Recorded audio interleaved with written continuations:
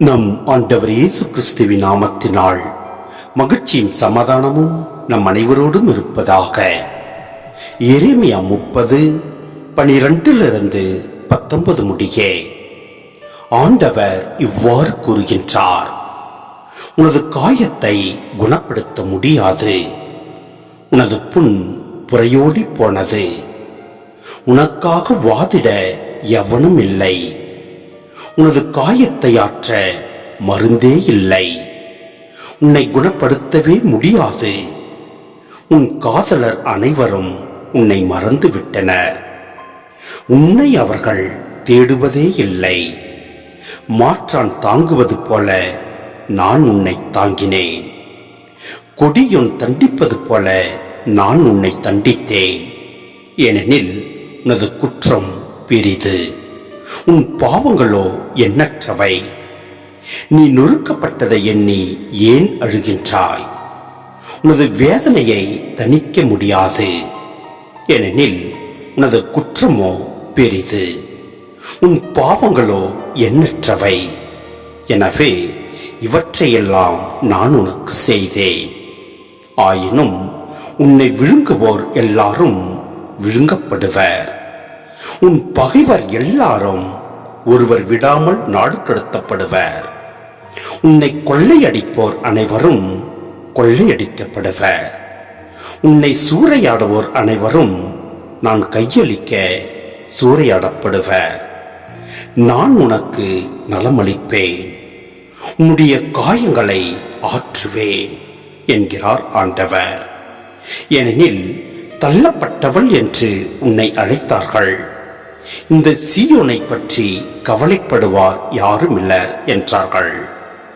ஆண்டவர் இவ்வாறு கூறுகின்றார்: அடிமைத்தனத்தினின்று நான் யாக்கோப்பின் கூடாரங்களை திரும்ப கொணர்வேன், அவளுடைய உறைவிடங்கள் மீது நான் இரக்கம் காட்டுவேன். அவற்றின் இடுபாடுகள் மேலே நகர் மீண்டும் கட்டி எழுப்பப்படும், அரண்மனையும் அதற்குரிய இடத்திலேயே அமைக்கப்படும்.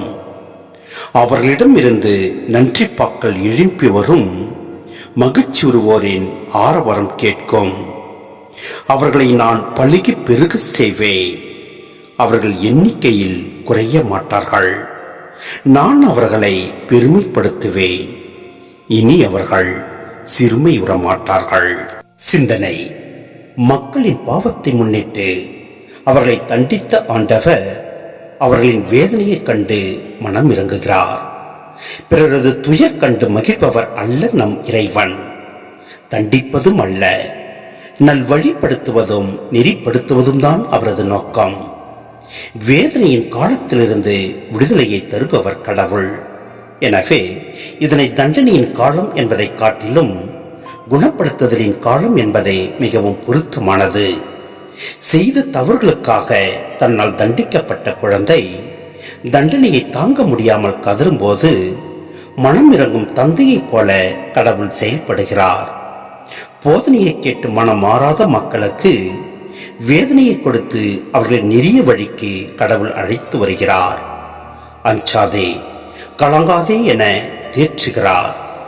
கடவுளுக்கே உரிய உடனிருத்தல், மீட்பளித்தல், குணமளித்தல், காயங்களை ஆற்றுதல், இரக்கம் காட்டுதல் போன்ற பண்புகள் எடுத்துரைக்கப்படுகின்றன. இப்படிப்பட்ட கடவுள் மக்களை கைவிட முடியுமா? எனவேதான் மனிதர் உதாரித்தனமாக உதறி சென்ற உடன்படிக்கையை இறைவன் மீண்டும் நிலைப்படுத்துகிறார். இது முற்றிலும் இறைவனின் இரக்க செயலே. புது வாழ்வு பற்றிய வாக்குறுதி கொடுக்கப்படுகிறது. இப்புது வாழ்வு நகரின் சீரமைப்பு, புதிய அரண்மனை, மக்களின் மகிழ்ச்சி, எதிரிகளுக்குரிய தண்டனை, ஆட்சியாளர்களின் தோற்றம் முதலியவற்றில் வெளிப்படும். எனவே நம் ஆண்டவரில் நாம் எந்நாளும் நிலைத்திருப்போம். அவர்களின் வார்த்தையின்படி நாம் செயல்படுவோம். எல்லாம் வல்ல இறைவன் நம்மை நிறைவாய் ஆசீர்வதிப்பார். ஆமென்.